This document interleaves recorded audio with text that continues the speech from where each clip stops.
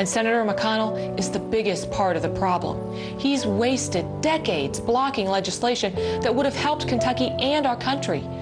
And it's over the last few years, he's done it for the worst possible reason, out of spite. Together, we can change that. And change that she actually could. In the latest poll, Alison Lundergan Grimes is leading Mitch McConnell by 4 points for his Kentucky Senate seat, and it only gets worse for the Senate's Republican leader. Poll also found that little more than a quarter of voters hold a favorable opinion of him. With the primary challenge from his right and general election heat on his left, could this actually be the end of the five-term senator? Here to discuss this wild race in the home of the Wildcats is Democratic strategist Erikka Knuti. Erikka, thanks so much for joining us. Oh, glad to be here. So I've been thinking this over, and it seems to me that there is a reasonable chance that we could end up with the odd situation, and this is, by the way, not what I'm cheering for, but where the Republicans win back control of the Senate and Mitch McConnell loses his seat at the same time. So right as he's about to become majority leader, he's actually kicked out. Yeah, absolutely. I mean, this is a really, really tight race, and he should be very concerned.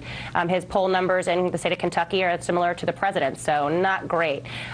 She has a really good shot, but any challenger has kind of a two-part job. The first one is to convince people to fire their current representation, and then the second one is to convince them to hire her. So she's got to spend a lot of time going out now that people are kind of convinced that they might be looking for new representation and sell them on her. She needs to tell voters what they're going to get with Alison Lundergan Grimes. It's not enough to just not be Mitch McConnell. She's got to come out with policies that distinguish her from both the president and from McConnell.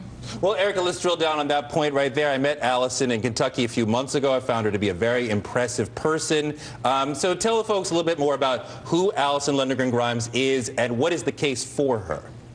Well, I think, unfortunately, a lot of the case for her is a case against Mitch McConnell. Mitch McConnell has been voting in the Senate against the interests of Kentuckians. The votes to repeal health care, when so many people in Kentucky itself as a state is one of the lowest in terms of health care. They have very high rates of cancer, diabetes, and people that are uninsured. So that's, one big example right there. I think the minimum wage is another example. And then overall, I think the reality is that, people are tired of senators that don't want to do business, that just want to say no. And Mitch McConnell has made it very clear from the beginning, since this presidency started in 2008, that his goal is to make sure that things do not move forward. He wants to put a stop.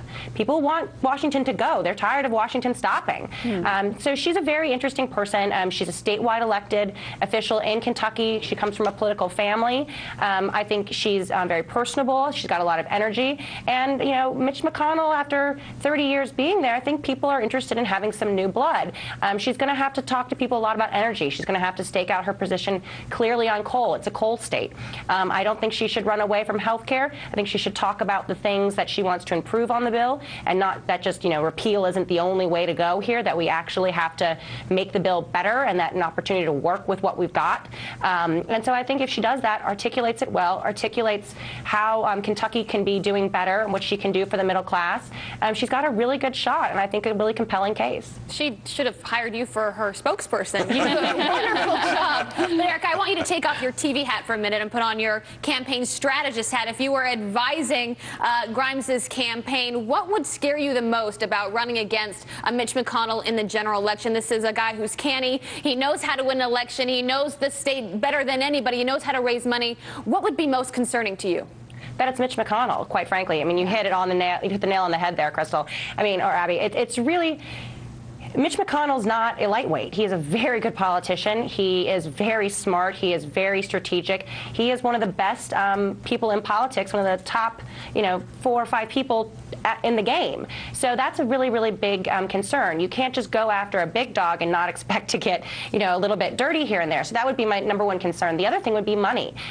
He's got $11 million cash on hand. Yes, he's spending in the primary right now, but, he's going to continue. And he has a shot at being the majority leader in the Senate. He's going to be able to fundraise very, very easily. So she's got to post big numbers. The fundraising quarter ends at the end of March. So she's got a very good poll that she can take to donors, and she can say, hey, look, you need to max out to me in the primary, you need to max out in the general, because I can do this. Well, Erikka, I like the campaign strategist hat you put on. It looks good. But I'd like you to take it off and put on your social media hat. Oh. Yeah, we're going to put up on the screen what you get when you go to her landing page. page right now, to the points you've just been making, when you log on or do a search for Grimes, you get, we'll put it up on the screen, the page says, retire Mitch McConnell. Oh. So you just gave an interesting background on the candidate, but this seems to be a strategy where they are banking on Mitch McConnell winning his Republican primary and remaining the foil, as you said. Do they have a backup plan?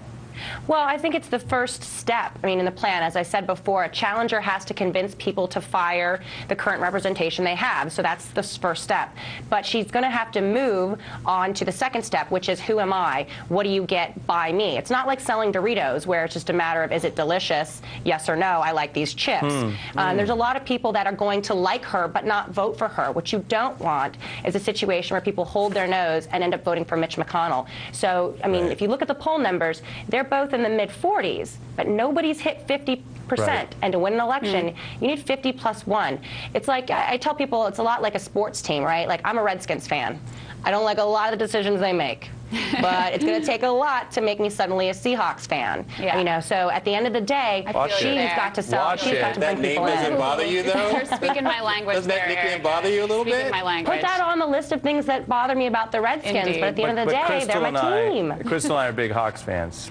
Are we? Neither I think so. Neither of you are Hawks fans. Okay, all right. If you would now put on, I guess, your Obamacare strategist hat. Whoa. What is that? Is that a thing? I don't know. But if It's you a would put it on. government entitlement hat. It's a protective hat.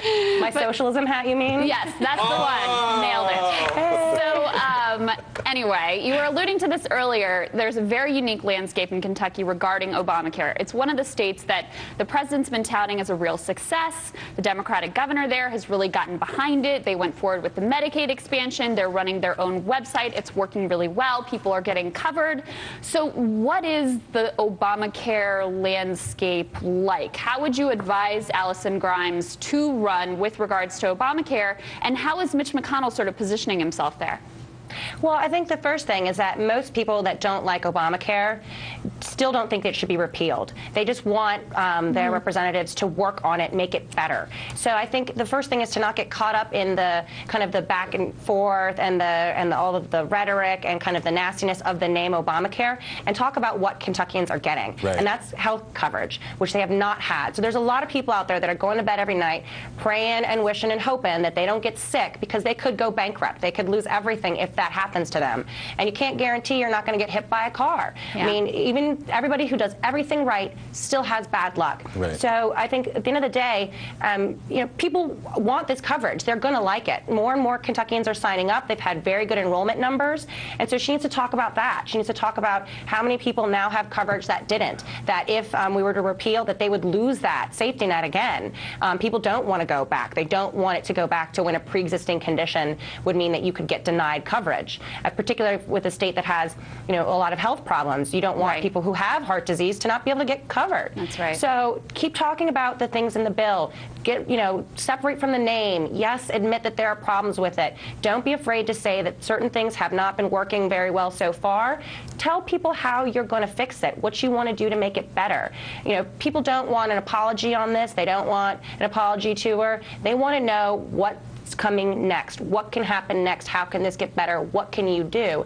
And that goes back to a real big contrast she can make with Mitch McConnell, who has not been saying what he can do to make this better. He's only talked about repeal. She can come in and say, I'm willing to work on this. I want to do X, Y, and Z going forward. And I think a lot of people are going to be interested in hearing that. Yeah. Suddenly the policy is no longer an abstraction. It's very real and in a positive way for a lot of Kentuckians. Erikka Knuti, thank you so much. Her hats are an abstraction. Indeed. All right, straight ahead. Polar vortex returns, late night heats up, and we get a cool new set. When? Amazing, right now. Oh, wow. Right here. Yes.